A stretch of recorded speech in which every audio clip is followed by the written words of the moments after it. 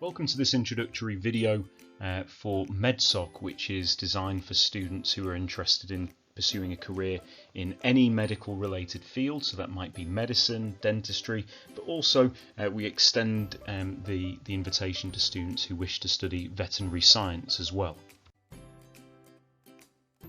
So MedSoc is an opportunity for you to be exposed to relevant and useful information which can help you with your application in your chosen pathway in the medical sector. Now, what we have is we have group and individual support throughout the 2 years, but it's really important to note from the onset of this that being a member of MedSoc does not guarantee successful placements. Having the information presented to you might change your mind. It might change your mind about whether or not this is the field that you want to go into, or whether or not you want to specialise in a very particular area. So for example, last year we had a host of different students that wanted to become doctors, and as the course progressed, many students realised that actually what they wanted to do instead was look at cancer studies or biomedical science instead. And that's part of the course, is to make sure that students have the right information to make an informed choice. What we do as part of the course is we explain to students the GCSE requirements for a number of different courses, and obviously that's something which we expect students to have by that particular point. We talk about the importance of having strong predicted A-level grades, and then we go through how to write an effective personal statement, what things need to be included in your personal statement. We talk about the admissions tests like UCAT and BMAT.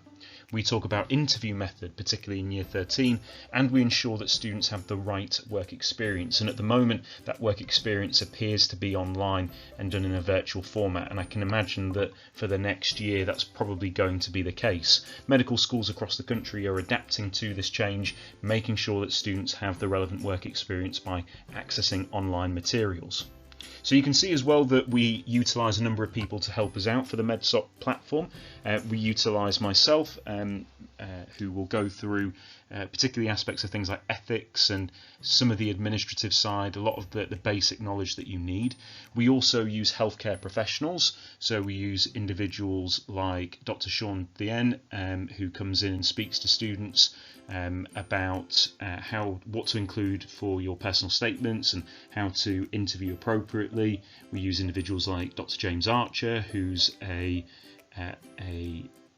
surgeon, an orthopedic surgeon, who can give knowledge to students about different fields rather than necessarily just going into medicine. We use individuals from institutions who are also related to the scientific field. So we use Dr. Ali Musafiri, who is a Professor of Natural Sciences at UCL. We use Professor Terry Wardle, who's the Dean of Medicine at Chester University. And we try and make sure that students are exposed to as many different people as possible before they make their chosen pathway. As I just wanted to guarantee as well that this is really an information-based society. It's not a guaranteed scheme to get you into a medical school. There's no such thing as that. So why get involved? If you are going for a medical application, or you're considering it or thinking about it, then this is something that you should get involved in. It usually runs from the Lent term of year 12. Obviously, with everything that's happened with COVID-19 this year, it's not been possible to run in the same format, but what students do is they tend to continue this on into year 13 as well.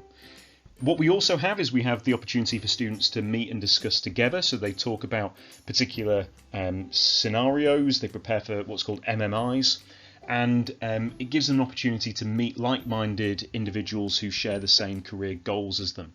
So you can see on the screen some questions that they might be debating amongst themselves, or we might be posing to them as part of MedSoc. You can see as well a presentation slide that was led by Dr. Sean Thien about vaping-associated pulmonary injury.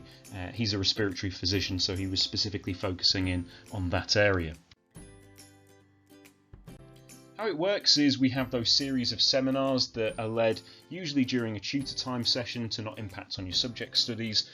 We have a number of different topics that we try and cover. We run about 7 or 8 in total. More importantly, it's important to introduce students to professionals, people who are in the field, and we have that routinely throughout the summer term of year 12. We have small group discussions on key issues as well, and that's run by a number of students, particularly in year 13.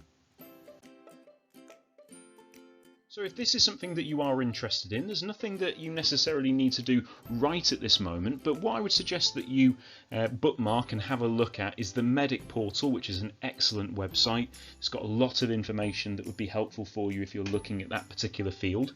You would also look at the Medical Schools Council. It's got some information there about entry requirements that's quite up to date as well, and that's particularly useful. But I would say the Medic portal's certainly something that you should subscribe to straight away.